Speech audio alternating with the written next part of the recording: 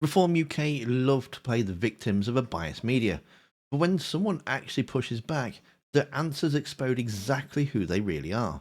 Cruel policies, conspiracy theories, and excuses for racists. So, here's the context. Leila Cunningham, a former Tory and now a Reform councillor, went on air expecting the usual soft touch interview. But this time, the questions actually landed. About deporting women back to the Taliban, about putting a convicted racist on stage, and about platforming a doctor pushing COVID vaccine conspiracies. What you're about to see isn't just the polished sound bites they want on camera. It's what happens when their mask slips under pressure. Now, at the start of this interview, you could be forgiven for thinking she doesn't actually believe the rhetoric she's been told to follow. But as the interview goes on, you can see she's just as vile as the rest of them. Nigel Farage has done a series of interviews at that conference. Among other things, he suggested that he would be comfortable sending female asylum seekers back to Afghanistan. Would you be? Look, we're not talking about women fleeing the Taliban. We're talking about illegal migrants. Over 90% of our men who cross safe countries to reach Britain. And the vast majority are not refugees and they're not vetted.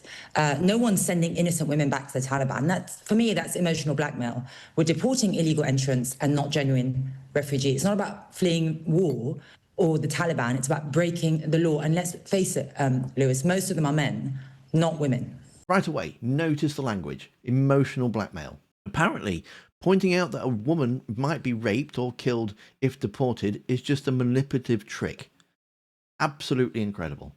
So to be absolutely clear, you would be that a reform government, we can expect women who are claiming asylum in the UK, they may be claiming that if they're sent back to the Taliban, they may be raped, they may be killed. The reform response will be, I'm afraid you're going back. Lewis, that is not the right situation. And they're coming from France. They're not coming from Taliban where they're No, they're coming from Afghanistan. So the choice is they're not going to go back to France. They're not going to be accepted back to France. The choice will be for your government here or Afghanistan. I'm asking you, will you be comfortable with sending a woman who may claim that she may be tortured, she may be raped, she may be killed back to the Taliban? Look, no one's comfortable with the scenario you just explained, but any government must prioritise the people of this country, and they've been ignored. No one is. So the answer is to send those women back to Afghanistan because we're worried about what's going on here. That's the choice that you're prepared to make. Women or men, you come to this country on a boat illegally from France, you will not stay. That's it. Take from that what you. And it doesn't matter. And it doesn't matter.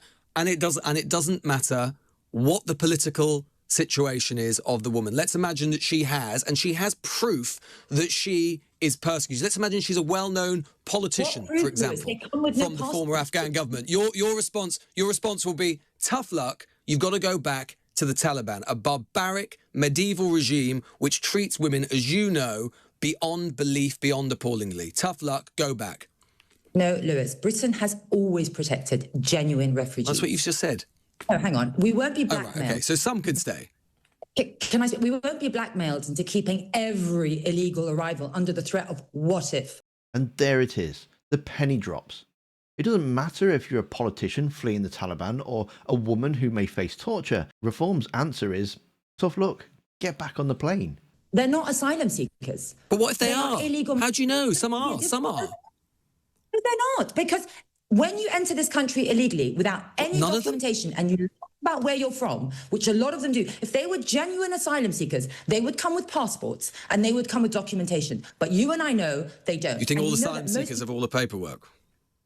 Yes, of course they do, and they should. Why do I need a passport to enter my own country? I can't rock up to Heathrow Airport without a passport and be like, let me in. Somehow you're not an asylum seeker. You haven't fled from a regime, perhaps at short notice, in the last minute, in the dead of night. Like, I mean, it's not the same thing. You and I going abroad is not the same as someone fleeing the Taliban.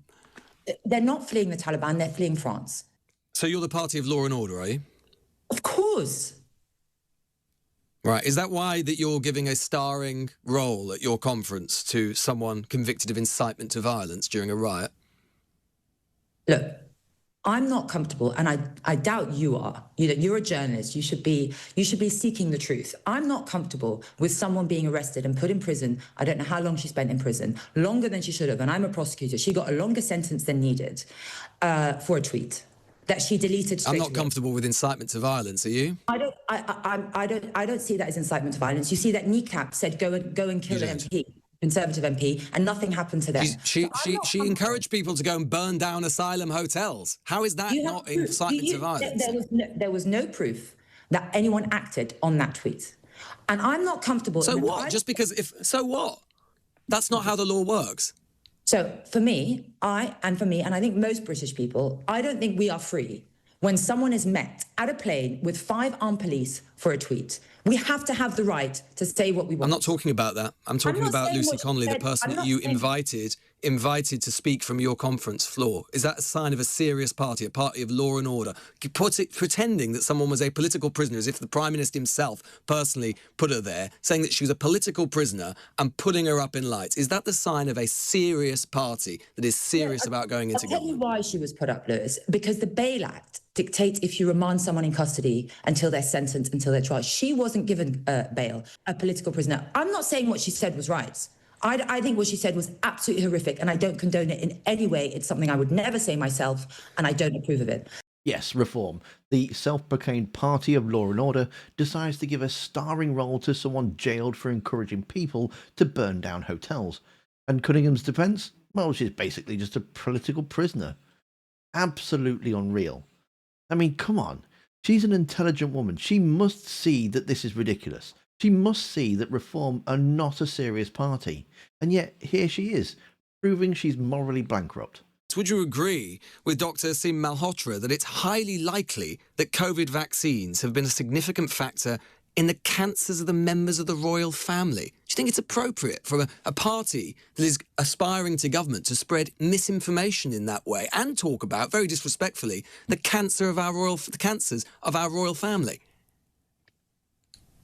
We're a broad church. We believe in freedom of speech. We might not agree with whatever. Should you be that broad? No, I mean, putting on medical quacks.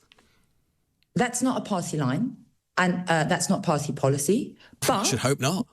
No, but we believe in freedom of speech, and people are welcome to disagree with him. It got the debate going, and that's why we put him on. Debate on what? Vaccines don't cause cancer. Debate on what?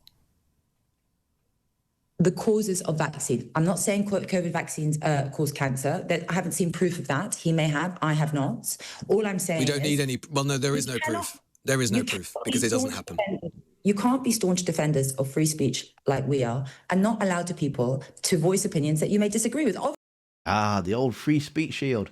Not just debate, but giving a platform to doctors, or so-called doctors, spreading dangerous lies. Because apparently spreading vaccine conspiracies at your party conference is just healthy discussion. No, I just don't think serious parties of government should necessarily have someone spreading misinformation. This is serious stuff because people hear these things and they don't get vaccinated and there are consequences to it. We're seeing all around the country at the moment rises in measles, in mumps, precisely because of this nonsense. It's not free speech to platform people who are talking nonsense. So let's just take a step back. He wasn't talking about any vaccine. He was talking about the COVID vaccine, right? That's different. No one's taking COVID vaccines anymore. We know that COVID vaccines didn't prevent COVID, and we know that it was forced down your throat. But he's not stopping anyone from getting a COVID vaccine because no one's taking it anymore. The NHS is still administering the COVID vaccine. It's still something that is available. And you know as well that people don't hear stuff like that and go, oh, I'm sure the COVID vaccine's a problem, but the rest are okay. They just hear vaccines cause cancer. That is what your party is putting at your conference, and you were supposed to be a serious party of government. Why do it? You really take people for fools because you think that people can't form their own opinion. You put fools on at your conference. No. And Lewis is absolutely right. This sort of misinformation kills people. They don't get vaccinated, they fall down these rabbit holes, and you end up with this sort of thing. This is where it gets truly grotesque. Asked about the limits of free speech, instead of saying, yes, obviously, the Holocaust denial is beyond the pale, she whines about journalists using big scary words. That's not freedom, that's enabling hate. Are there any limits to free speech? Are there any limits to free speech? Would you put a Holocaust denier, for example, on your platform? Oh, so there are limits to free speech. You know, it's such typical blackmail: Holocaust, Nazi, all these big terms. I don't believe there should be any. It's just teasing out the logic of your own position. So if there is a limit to free speech, who decides? Who gets to decide what me as an adult gets to see or hear? Who decides? Why is that an arbitrary decision for someone else? I can decide if that COVID vaccine, what he's saying is right or wrong. People who are listening... No, but you decide who you put on at your conference. That's the difference. And he has an opinion. That's it. You picked on one thing he said. He said, I didn't actually listen to the speech, but I did read the headlines. And I accept that loads of people would disagree with him. But you can't possibly be saying, how dare we put him on? I get it. You probably like... I am saying that, but anyway... That the government has got. We don't. You're the one putting out misinformation. You've literally platformed a conspiracy theorist about vaccines. You don't get more misinformation than that. So let's just be clear. Reform UK Limited isn't a party with tough answers. It's a party that's fine with cruelty, conspiracy theories, and giving racists a platform. And for once, the media didn't just nod along. They actually pushed back. And look what happened. The mask slips. Go watch the full interview. It's linked in the description because for once, it's a real eye-opener into the actual mindset of reform. Farage also let slip that he doesn't care about his constituents. And to see that, well, you'll need to see the video that's on screen now. Thanks for watching. Don't forget to hit the like button. And I'll see you next time.